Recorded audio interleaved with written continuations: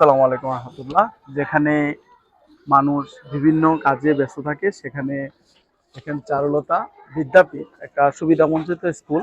সেখানে দেখেন rail line, এই যে রেল লাইনের পাশে অবস্থিত, এখানে অনেক সুবিধাবঞ্চিত মানুষকে এই প্রতিষ্ঠানে এই প্রতিষ্ঠানে পড়ানো হয়।